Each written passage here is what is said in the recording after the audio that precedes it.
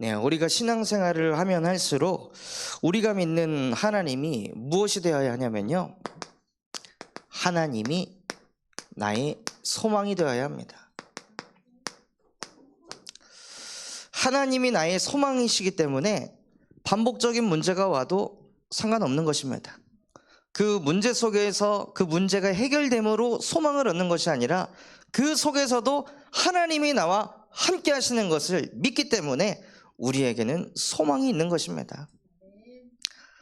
결혼을 하고 얼마 되지 않아서 코로나가 터져가지고 교회도 갈 수가 없고, 교회를 못 가니 당연히 현장에서 사역하는 거는 꿈도 꿀 수 없는 상태에 놓여 있을 때요, 정말 비참하더라고요. 그런데 그때 그렇게 비참한 상황 속에 아무것도 할 수 없는 그때 하나님께서 제게 주신 말씀은 내가 너를 복의 근원으로 축복할 것이다. 제 현실하고 상황하고 말씀은 너무 맞질 않더라고요. 그런데 하나님께서는 그런 상황과 현실 속에서도 너는 복의 근원이야, 너로 말미암아 모든 족속이 복을 받게 될 것이다 하고 하나님께서 제 마음에 소망을 주시니까요, 그런 상황과 현실 속에서 하나님이 함께 하셔서 그러면 집에서 예배해야겠다 해서 비대면으로 유튜브 틀어가지고 비대면으로 매일 정시 예배를 드리는데 하나님께서 문들을 열어가시더라고요. 그래서 지금 나의 현실과 상황이 하나님께서 주신 말씀하고 안 맞는 것처럼 느껴지지만 그 속에서도 그 말씀을 나의 소망으로 붙잡게 될 때 우리의 존재 자체가 무엇이 되냐면요, 나는 하나님의 소망이 됩니다. 교회를 다니는 사람들이 많이 있습니다. 복음 듣는 사람들도 많이 있습니다.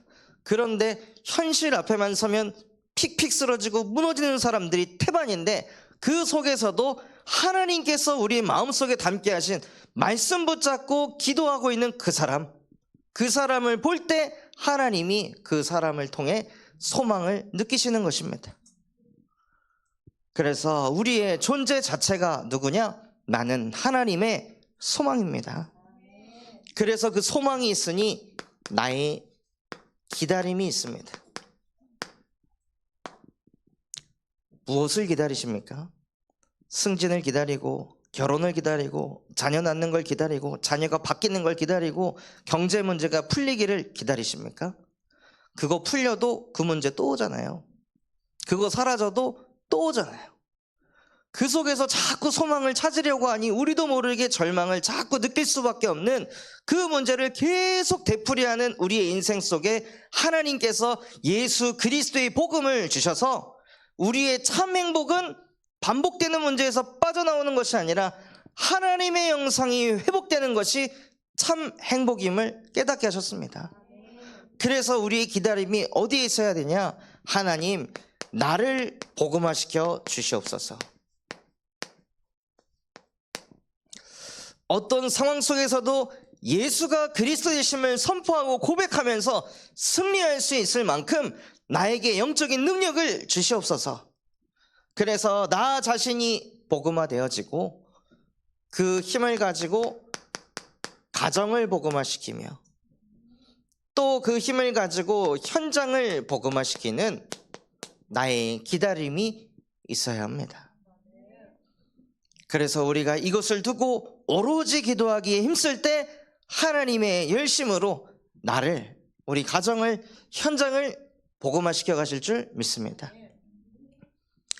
그래서 나는 기다리며 그를 바라보리라. 말씀을 주셨는데요, 필리비가 코로나에 걸려가지고 이제 계속 막 토를 하고 난 이후로 뭔가 이렇게 먹을 걸 주면은 씹고 삼키지 않고 다 뱉는 거예요. 어제도 우리 곽두현 성도님 자녀 곽아림 청년 결혼식에 가가지고 그 좋은 호텔에 가서 맛있는 거 떠가지고 아들 앞에 다 갖다 놨더니 열심히 씹고 뱉고 씹고 뱉고 씹고 뱉고 삼키는 거 하나도 없이 다 씹고 다 뱉는 거예요. 그러니까 쳐다보는 부모 입장에서는 이제 속이 타고 답답하고, 근데 이거를 뭐 혼을 내서도 될 것도 아니고 막 어거지로 삼키라고 해서 될 것도 아니라, 하나님이 저에게 주신 말씀이 나는 기다리며 그를 바라보리라 하고 기다리고 바라보고 있는데, 어제 저녁에 묵상하고 있는데 사모가 영상을 찍어가지고 필리피가 생선이랑 밥이랑 다 먹고 티셔츠에 붙은 밥풀까지 떼가지고 막 맛있게 먹었다고. 근데 거기에서 너무 감사하더라고요. 문제가 있어가지고 그 문제 해결하려고 인본주의 쓰고 염려 걱정하고 막 시달리는 것이 아니라, 하나님이 말씀 주신 그대로 나는 기다리며 그를 바라보리라 하고 이 말씀 주시고 그 말씀 속에서 나를 살게 하신 하나님 감사합니다. 아이가 그것을 먹었다는 것보다 감사한 것이 무엇이냐면요, 하나님이 주신 말씀대로 나를 인도하시고 그 말씀대로 응답하신 하나님께 너무 감사하더라고요. 그래서 우리가 하나님을 기다리고 그를 바라보고 있을 때 하나님께서는 무엇을 하시냐? 만군의 여호와의 열심히 이루시리라.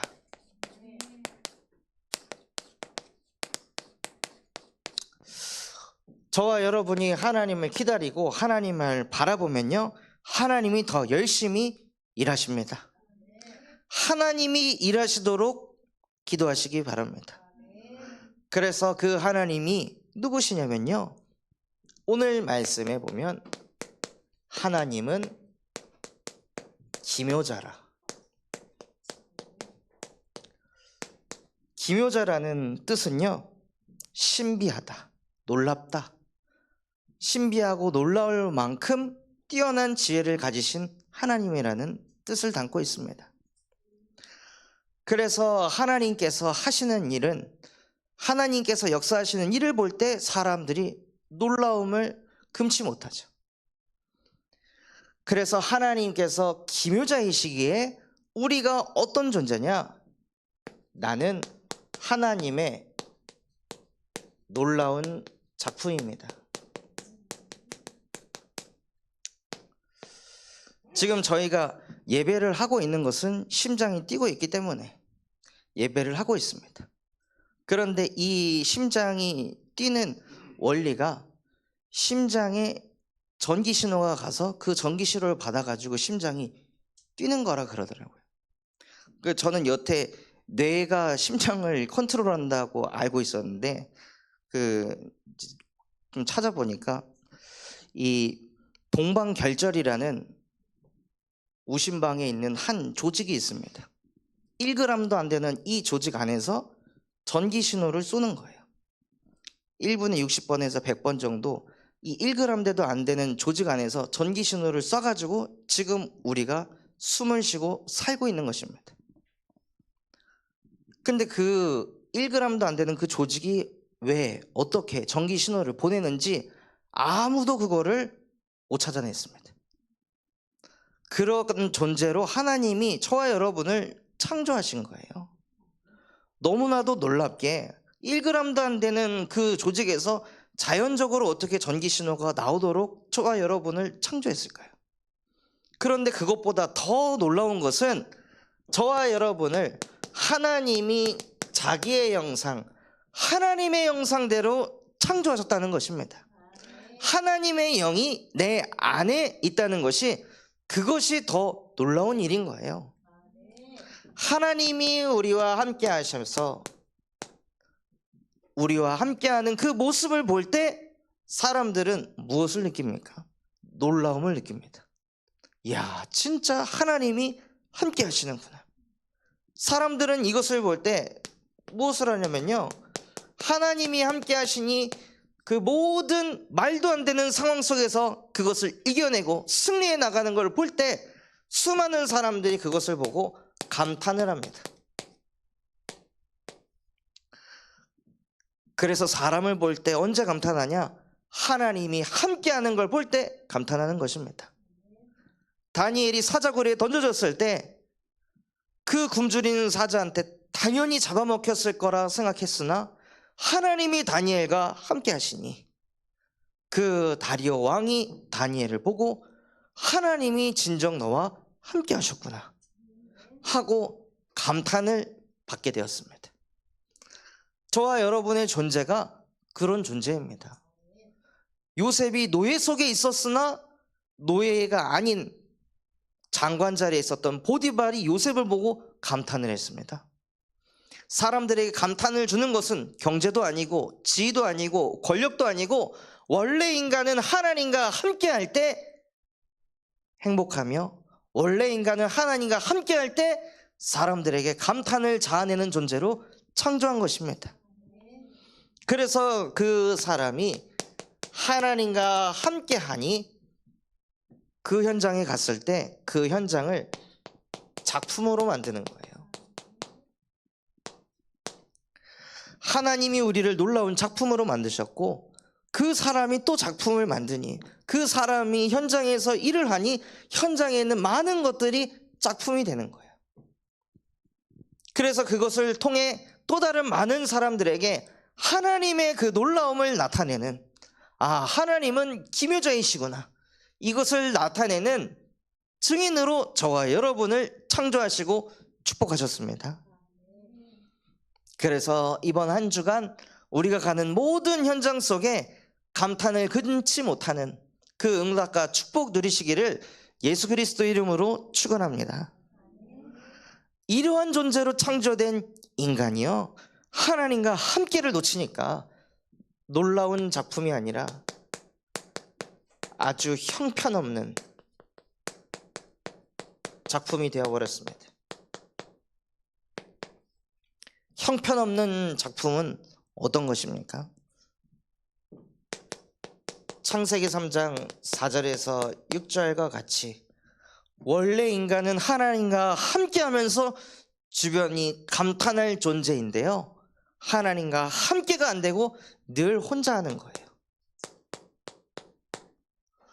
오늘 읽었던 이스라엘 백성들처럼 이 돌이 무너졌으면은 이 돌을 다시 해가지고 세워야지.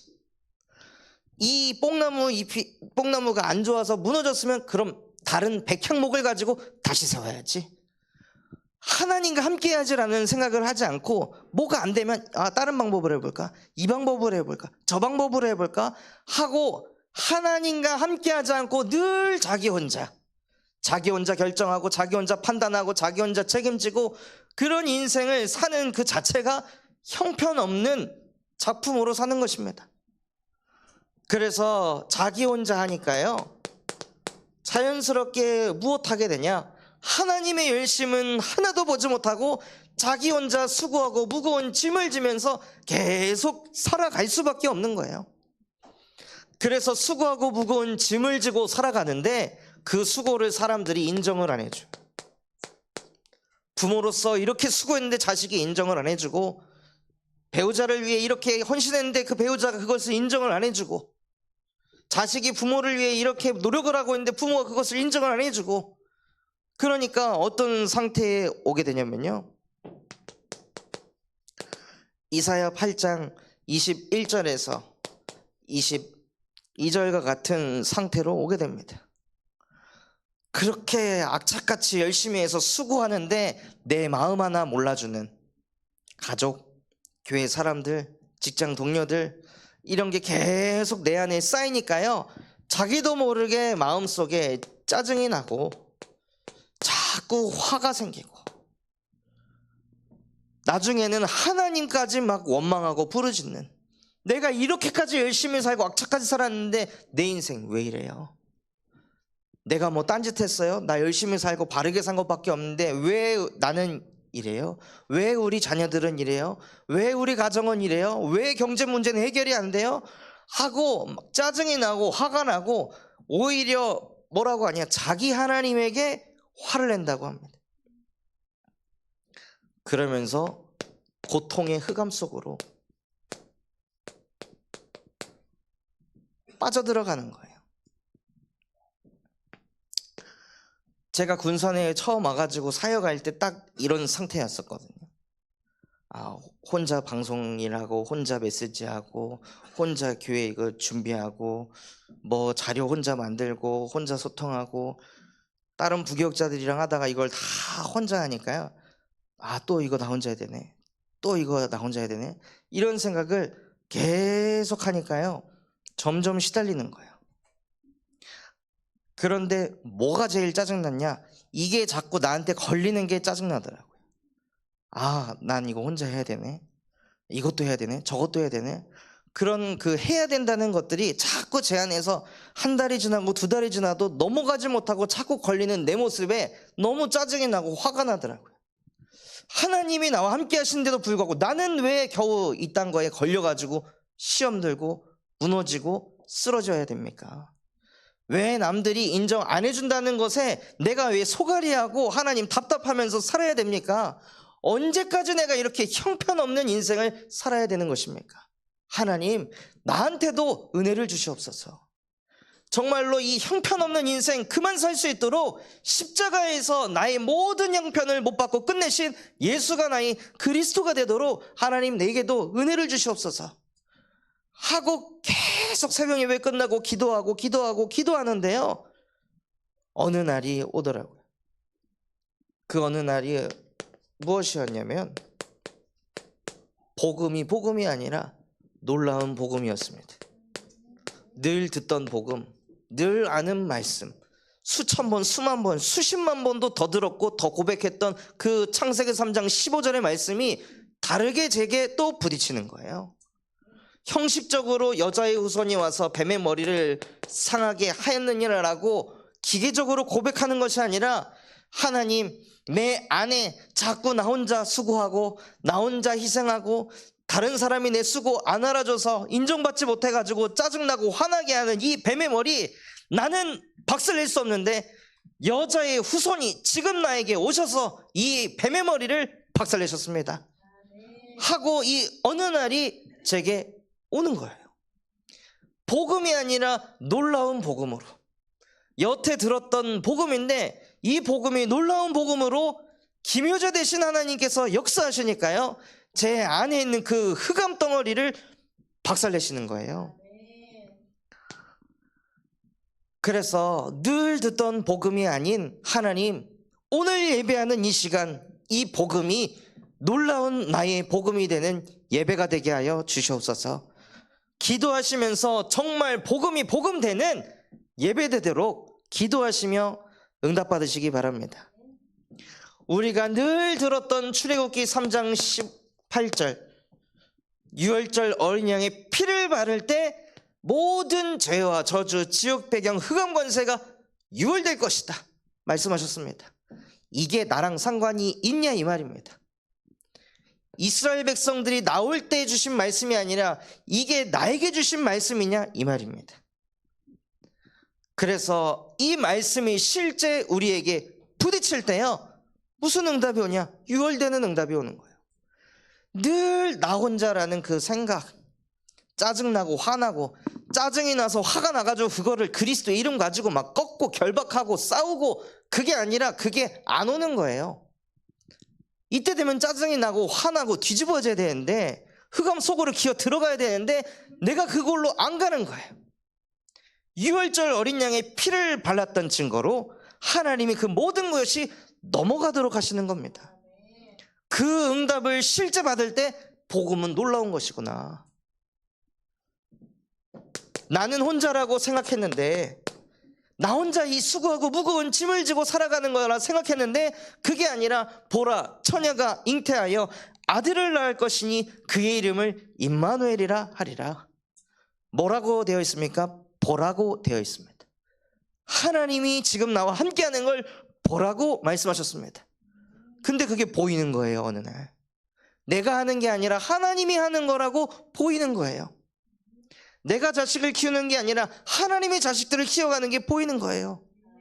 내가 산업 현장에서 응답받는 게 아니라 하나님이 내 산업을 지키시고 인도해 가는 게 보이는 거예요. 그때 놀라운 복음이 나의 복음이 되는 것입니다. 그래서 이게 내 것이 되어질 때 형편없는 나의 인생이 십자가에 못 박혀 끝나는 것입니다. 더 이상 나는 형편없는 존재가 아니라, 형편없는 작품이 아닌, 형편없는 인생이 아닌, 나는 이 모든 형편을 십자가에 못 박고 끝내신 예수가 그리스도라고 믿는 하나님의 놀라운 작품입니다. 어떠한 음부의 권세도 내 인생에 틈타지 못할 만큼 예수만이 내게 그리스도가 되게 하옵소서 하고, 날마다 그 놀라운 복음을 체험하시는 은혜를 누리시기 바랍니다. 그래서 이 예수 그리스도를 영접하는 자, 곧 그 이름을 믿는 자들에게는 하나님의 자녀가 되는 권세를 주셨으니, 그래서 이 예수 그리스도를 영접한 한 영혼, 한 마약 중독자가 그리스도를 영접해서 회개하고 구원받아가지고 아침에 낮에 밤에 그 교도소 안에서 계속 기도하니까요, 주변에 있는 사람들이 감탄을 하게 되고, 나도 당신처럼 살고 싶다. 그 어떻게 그렇게 됐냐? 그래서 저기 참소망교회 김다은 목사님 만나서 이런 복음을 듣게 됐다. 그래서 그분들이 이제 편지를 줘서, 익산에서 살고 있던 분이 마약을 해서 수감이 됐고, 또 그분 만나서 복음을 전했는데요, 이분이 군산교도소에 있다가 포항교도소로 또 이감이 된 거예요. 가자마자 저한테 또 장문의 편지를 써서 너무 감사하다고, 다시는 내가 마약에 끌려다니는 인생 살지 않고 오직 주님만을 바라보면서 하나님과 함께하는 그 인생 살겠습니다 하고 이렇게 편지를 보내주셨더라고요. 예수 그리스도를 영접하니까요, 하나님의 자녀가 되는 권세를 갖게 되니 무슨 응답을 누리냐? 갈라디아서 5장 17절에서 24절과 같은 응답을 누리게 하십니다. 육체의 소욕은 성령을 거스르며 성령은 육체를 거스르나니 이 둘이 서로 대적함으로 너희가 원하는 것을 하지 못하게 하려 하심이니라. 성령이 임하니까요, 우리 안에 끊임없이 들끓는 그 정욕과 탐심과 욕망들이 십자가에 못 박아 끝이 나는 거예요. 내가 이거 하지 말아야지, 이렇게 살지 말아야지 하고 나를 맨날 참고 억누르고 그러면서 겉은 복음이지만 속은 썩어 문들어가는 그런 종교인으로 사는 것이 아니라요, 정말 예수 그리스도의 복음이 우리의 심령과 영혼 속에 새겨졌다면요, 우리도 모르게 그리스도 예수의 사람들은 그 육체와 정욕과 탐심을 십자가에 못 박았느니라 하고 못 박고 끝나는 것입니다. 그래서 이 복음을 누릴 때 하나님은 기묘자라. 그래서 그 기묘자 되신 하나님과 함께 하시는 한 주가 되시기 바랍니다. 또 하나님은 누구시냐? 하나님은 모사라. 모사라는 뜻은요, 뛰어난 상담자, 뛰어난 조언자라는 뜻을 가지고 있습니다. 하나님이 우리의 모사가 되셔서 하나님이 우리의 뛰어난 조언자가 되시고 책사가 되셔서 우리의 인생을 인도해 가신다는 거예요.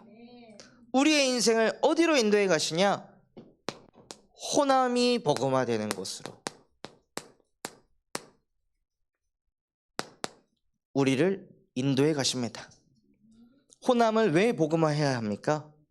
호남 사람들을 위한 것입니까? 호남 복음화를 해야 하는 이유는 우리 후대를 위해 호남을 복음화해야 되는 것입니다. 왜 그 잘 나가던 샌프란시스코가, 실리콘밸리가 있는 세계에서 가장 부유한 도시 샌프란시스코가 왜 지금 무너져 가고 있습니까? 돈이 없어서 무너지고 있습니까? 교육이 약해서 무너지고 있습니까? 아이비리그 대학이 몇 개가 있는데. 원래 인간은 하나님과 함께 해야 되는데요, 그 나라가 소돔과 고모라가 되니까 무너져 가는 것입니다. 이 호남 땅도 마찬가지입니다. 우리 후대들을 살리기 위해서는 호남을 복음화시켜야 합니다. 샌프란시스코가 복음화되지 않고 인본주의에 완전히 사로잡혀 있으니 사람 존중하다가 사람들의 성이 완전히 무너지게 됐고, 사람을 이렇게 존중하고 경제 추구하다가 수많은 사람들이 마약에 사로잡혀가지고 무너져가고 있습니다. 주변의 모든 친구들이 마약을 하는데 그 속에서 마약을 안 할 수 있는 후대가 몇이나 될까요? 그래서 이 호남 땅에 바르게 전도운동 하지 않으면요, 우리 후대들이 흑암에 사로잡힐 수밖에 없습니다. 그래서 하나님께서는 우리 교회가 우리만을 위한 교회가 아니라 미래를 내다보고 호남 복음화하기를 원하십니다. 그래서 다음 주에 설립 감사 예배를 드리는데요, 이 예배를 통해 우리 교회가 전환점의 응답을 누리도록 기도해 주시기 바랍니다. 설립 감사 예배 때 순서를 맡으신 모든 목사님들에게 다 전화를 돌려서 저희 교회를 두고 기도해 달라고 부탁하고, 그냥 그 순서를 맡으신 분들이 형식적으로 하는 게 아니라 그분의 가슴 속에 우리 교회가 담겨지고 기도하고 설교하고 축사를 하고, 그것을 할 때 이 공간에 하늘 보좌의 축복이 쏟아질 줄 믿습니다. 그래서 설립 감사 예배는 그냥 이벤트가 아니라요, 우리 모든 성도들이 축복받고 응답받는 최고의 시간입니다. 그래서 이 예배를 두고 지속해서 기도해 주시기 바랍니다. 그리고 감사하게도 정말 전환점의 응답으로 저희 교회가 3개 정도 예방협회를 두고 계속 기도하고 있는데요, 감사하게도 군산대학에 호프라는 동아리를 세워주셨습니다. 그래서 이게 세워져서 이 설립 감사예배 다음 날 동아리 설립 예배 감사 예배를 또 드립니다. 그래서 호남에 있는 또 목사님들 오셔가지고 같이 예배하고 기도하고, 그래서 이것을 통해서 정말 대학생들에게 이 복음을 증거하는 플랫폼이 되도록 기도해 주시기 바랍니다. 또한 호남 복음화를 위해 하나님께서 저희 교회 교도소의 문을 열어주셔서 지속적으로 계속 말씀을 증거하게 하시고, 또 요양병원 현장에도 하나님께서 지속적으로 말씀 운동을 일으켜가고 계십니다. 이번 주에는 요양병원 들어갔다가 나오는데 거의 1시간이 걸렸거든요. 여기 만나서 기도해줘라, 여기 복음 전해줘라, 누구 좀 만나줘라, 어디 아프다고 하는데 기도해달라고. 그러니까 완전히 그 오후 병동이요, 그냥 전도운동하는 공간으로 바뀌어버린 거예요. 그거 하고 있으니 어떤 분이 면회를 오셨는데 자기도 목사라고, 여기 옆에 기도원을 운영하고 있는 목사인데 우리 어머니 좀 잘 부탁한다고. 좀 머리 희끗희끗하신 목사님이 자기 어머니는 자기가 책임져야지 왜 저한테 부탁해가지고 기도해달라고 하고, 왜 그러시는지 기도원까지 하시는데, 그럴 정도로 하나님께서 호남 복음화를 지금도 열심히 이루어가고 계십니다. 또 하나님께서는 저희 교회를 통해 세계 복음화가 되어지도록 인도하고 계십니다. 그래서 군산대학교의 이 호프 동아리를 통해서 다민족 대학생들에게 그리스도의 복음을 받아서 정말로 이들이 에티오피아 네시와 같은 그런 제자가 세워져서 다시 또 자기 나라로 돌아갔을 때 전도 운동할 수 있는 그러한 렘넌트 운동이 일어나도록 기도해 주시기 바랍니다. 그리고 저희 교회가 미군 기지를 두고 기도하고 있습니다. 미군 기지를 두고 기도하신다면 우리 노경민 집사님을 두고 기도하셔야 됩니다. 우리 노 집사님이 정말로 그리스도의 망대로 딱 서야 미군 기지를 살릴 수 있습니다. 아직도 군대에 핸드폰을 줘도 병사들이 자살을 하고 부사관들이 자살을 하는 일이 아직도 끊임없이 벌어지고 있는 재앙지대입니다. 그 속에서 사람들이 죽어나가는 그 속에 답이 없는 그 국방부 정책이 아니라 그 속에 예수 그리스도의 복음을 가진 제자가 세워지도록, 그리고 그 현장에 사역할 수 있는 영어 사역자가 세워지도록 기도해 주시기 바랍니다. 그리고 세계복음화를 위해서 순회 캠프를 두고 이번 주에는 이제 수원에서 수요일부터 금요일까지 전도 캠프가 있습니다. 그래서 세계복음화는 한 교회가 감당할 수 있는 것이 아니라 지역 곳곳에 있는 교회가 바르게 전도 운동을 일으켜 나갈 때 그 힘을 가지고 하나님께서 세계를 복음화해 가실 줄 믿습니다. 또한 하나님의 열심으로 무엇을 이뤄가고 계시냐? 후대 복음화를 이뤄가고 계십니다. 그래서 하나님께서 교회에 바티잔 선교원을 세우시고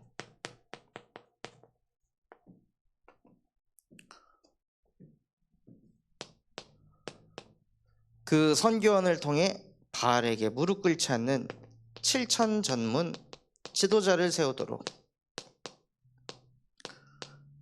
하나님께서 인도하고 계십니다. 겉으로 봤을 때는 뭐야, 자기 새끼 자기가 키우네 라고 생각할 수 있습니다. 근데 반대로 지금 시대가 자기 새끼 자기가 키웁니까? 절대 안 키우려고 합니다. 내 시간이 중요하니까요. 어떻게든 애들 어린이집에 집어넣고 어떻게든 유치원에 집어넣고 초등학생 되고 나오면 어떻게든 뭐 센터나 학원에 돌려가지고 부모는 늘 자기 시간, 자기 여가활동, 자기 취미 그거 가지려고 하는데 그거를 내려놓고 후대를 키우겠다는 가슴을 가진 교사분들이 모인 것입니다. 그래서 정말 이 선교원을 통해서 나를 내려놓고 오직 예수 그리스도의 복음을 후대에게 심겠다, 그 가슴을 가진 선교원을 통해서 정말로 이 호남 땅에 전라북도에 있는 많은 영유아 아이들이 이곳에 몰려오게 될 것입니다. 선교원 팀들이 피크닉을 갔는데 다른 어린이집에서도 온 거예요. 왔는데 선생님들이 애들 다 사진 찍어줘야 되니까, 야, 너 포즈 취해? 찰칵. 그 다음 너 포즈 취해? 너 포즈 안 취하네? 너 요플레 안 줘. 너 요플레 안 먹을 거야? 뭐 어거지로 막 하는 거죠, 애들이. 그러고 이제 사진 다 찍고, 자, 이제 간식 먹자. 간식 먹고 가는 거예요. 뭐 하러 온 거예요, 거기?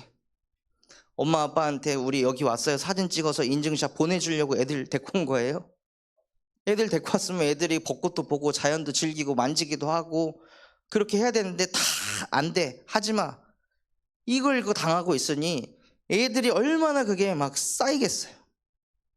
그러니까 집에 돌아가면은 그 쌓인 것도 표출할 거고, 그러니까 부모는 그거 감당 못하니까 이거 ADHD 아닌가, 분노조절 장애 아닌가 이러면서 애들, 그 어린애들 데리고 가가지고 이상한 상담 자꾸 받게 하고 약 먹이고, 그런 시대 재앙 속에 하나님께서 돈도 안 받아도 상관없습니다 하는 제자들이 모여서 선교원을 세운 것입니다. 그래서 하나님께서는 이것을 통해 바알에게 무릎 꿇지 않는 7천 전문 지도자를 세워가실 줄 믿습니다. 또 후대 복음화를 위해서 하나님이 주일학교를 세워가고 계십니다. 주일학교를 두고 기도하실 때 진짜 기도해야 될 것은 무엇이냐면요, 아이들이 아니라 주일학교를 인도하시는 교사분들입니다. 그래서 무엇을 두고 기도해 주셔야 되냐면요, 10시가 되면 곳곳에서 시스템이 움직입니다. 그래서 그 시스템이 움직일 때 그 사역자들이 거기에만 집중할 수 있도록 배려해 주시고 기도해 주셔야 됩니다. 후대들의 가슴 속에 그리스도의 복음만을 심겠다라는 그 중심을 가지고 사역할 수 있도록 유아유치부에는 효은 사모님, 유초등부에는 우리 하영아 권사님, 또 대청부에는 우리 황수진 권사님, 또 새가족부에도 또 황 권사님 또 헌신해 주고 계시는데, 이런 분들이 그 현장에서 말씀을 선포할 수 있도록 기도의 배경이 되시고 또 배려해 주셔야 되는 거예요. 그래야 우리 후대들에게 복음이 전달돼서 렘넌트 운동을 일으켜 가십니다. 그리고 하나님께서 후대 복음화를 위해 대청부를 세우셔서 우리 청년들을 통하여 청년 전도 운동이 일어나도록 6월 첫째 주에 우리 김인영 권사님 아들 홍재를 만나가지고 팀 사역을 하기로 했습니다. 이 청년은 이제 공무원 시험을 두고 기도하고 있는 청년인데요. 붙으면 이 군산 쪽에 와가지고 일을 하고자 하는 마음을 가진 청년이에요. 그래서 그 청년의 만남 속에도 기묘자 되신 하나님께서 역사하셔가지고 놀라운 복음이 그 청년의 가슴에 부딪힐 수 있도록 기도해 주시기 바랍니다. 이번 한 주간 만군의 여호와의 열심히 이루시리로다 말씀 주셨는데요. 이번 이사야 9장 말씀을 보면은 받게 되는 응답이 있다고 하셨습니다. 그 응답이 무엇이었습니까? 전에 고통받는 자들에게는 흑암이 없으리로다. 옛적에는 멸시를 당하였으나 이제는 영화롭게 될 것이다 라고 말씀하시고, 전에는 그 흑암 속에 있었더니 이제는 큰 빛을 보고 빛 가운데로 나오게 될 것이다 하고 하나님께서 우리가 받게 되는 응답을 미리 주셨습니다. 그리고 3절에서 4절에 우리가 가지고 있는 그 즐거움이 추수한 것으로 기뻐하는 즐거움, 얻게 된 것을 나눌 때의 즐거움을 넘어서서 주 앞에서 즐거워하는 인생으로 인도하신다는 거예요. 그래서 육신적인 문제가 해결됐을 때의 즐거움을 얻기보다 하나님이 나와 함께한다는 것의 즐거움을 누리는 인생으로 우리에게 응답하신다 약속하셨습니다. 또 5절에는 싸우는 군인들의 신과 피 묻은 겉옷이 불에 섭같이 사라지리니, 즉 전쟁과 갈등이 사라진다는 것입니다. 우리가 아무리 용쓰고 애써도 안 되던 그 갈등, 그 싸움, 그 기싸움, 자존심 싸움, 그 모든 것들이 기묘자라 모사라 전능하신 하나님이 함께 하실 때 그 모든 것들이 사라지게 될 것이다. 언제 이 응답을 받게 되냐면요, 하나님이 보내신 아들이 우리와 함께 하실 때, 하나님이 우리에게 보내신 아들, 6절에 보면요, 한 아기가 우리에게 낳고 한 아들을 우리에게 주신 바 되었는데 그의 어깨에는 정사를 메었고 그의 이름은 기묘자라 모사라 말씀하셨습니다. 그 하나님은 놀랍고 위대하고 우리의 모든 생각과 마음들을 상담하실 수 있는 상담자, 모사이십니다. 그래서 이분이 무엇을 이루시냐? 하나님과 함께를 만드는 선지자가 되십니다. 또 기묘자라 모사라, 전능하신 하나님이라, 영존하신 아버지라.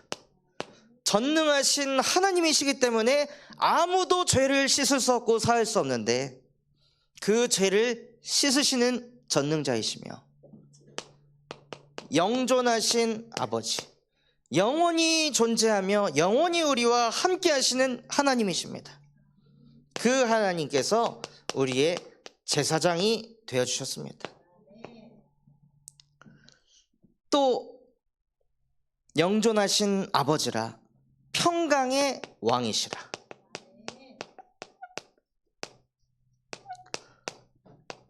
그래서 하나님이 보내신 아들이 누구시냐? 우리의 마음속에 평강을 가져다 주실 수 있는 왕 대신 그리스도이십니다. 흑암은 우리의 마음속에 늘 불안과 염려 걱정을 가져다 주지만 우리가 믿는 예수 그리스도께서는 평강의 왕이시며 우리 안에 평강을 가져다 주십니다. 그래서 참 선지자, 제사장, 왕 대신 하나님이 보내신 아들, 그 예수가 그리스도이십니다. 그래서 이분을 우리가 모실 때 하나님께서 당신의 열심으로 이루십니다. 그런데 많은 사람들이 이것을 듣고도요, 왕을 모시지 않으니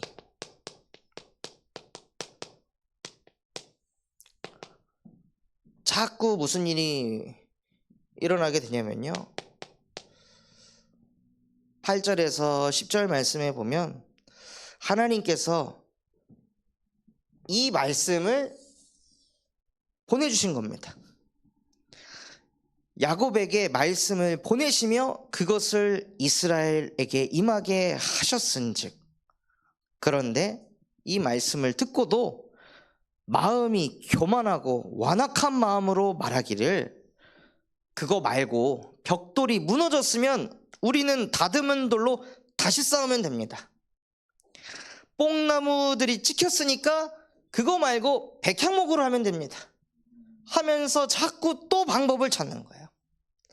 왕 대신 그리스도를 내 안에 모시는 것이 아니라 또다시 여전히 불신앙을 하면서 살아갑니다.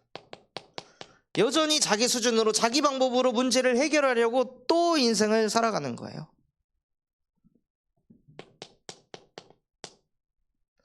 그러니 하나님께서 무엇을 하시냐면요, 머리를 자르시고 꼬리를 자르시고 가지를 끊어내십니다. 만약에 교회 안에서도 왕 대신 예수 그리스도를 영접하지 않고 이분이 중심이 되지 않으면 그의 머리를 쳐낼 것이다. 그것이 장로든 그것이 목사든 그것이 중직자든 그것이 후대든 가차없이 끊어버리신다고 하셨어요. 그래서 머리, 꼬리, 가지를 끊어버리신다 말씀하셨습니다. 그리고 18절에서부터 21절에는요, 오른쪽에 있는 것을 먹어도 배고프고 왼쪽에 있는 것을 먹어도 배고프니 나중에는 무슨 짓까지 하냐, 자기 팔을 뜯어먹는 상태까지 가는 거예요. 이 방법 저 방법 써도 안 되니 결국에는 자기 자신을 갉아먹고 죽이는 그 상태까지 가버리는 거예요. 같은 지파, 12지파였던 그 므낫세, 에브라임, 이들이 서로를 공격하고 또 그들이 유다를 공격하는, 그래서 내부가 완전히 분열이 되는 그 상태로 가게 됩니다. 그래서 그것이 교회든 교단이든 가정이든 그 어떤 곳이든 예수 그리스도를 그 현장의 왕으로 모시지 않으면은요, 끊임없는 분열로 인해 사람들이 무너지고 쪼개지고 떨어져 나갈 것입니다. 그래서 날마다 하나님이 보내신 아들 기묘자라, 모사라, 전능하신 하나님이라, 영존하신 아버지께서 평강의 왕으로 나에게, 교회에, 우리 가정의 현장에 역사하여 주시옵소서 하고 기도하시며 응답받으시기 바랍니다. 그래서 이번 한 주간 하나님, 부디 나의 열심보다 하나님의 열심을 보는 한 주가 되게 하옵소서. 그래서 하나님의 열심을 보기 위해서요, 무엇 하시면 되냐? 요한복음 16장 24절, 전에는 너희가 구하지 아니하였으나 구하라. 그리하면 너희 안에 기쁨이 충만하리라. 하나님의 열심을 보기 위해 나는 인본주의 쓰지 않고 내 방법 사용하지 않고 평강의 왕 되시는 예수 그리스도의 이름 붙잡고 기도하겠습니다.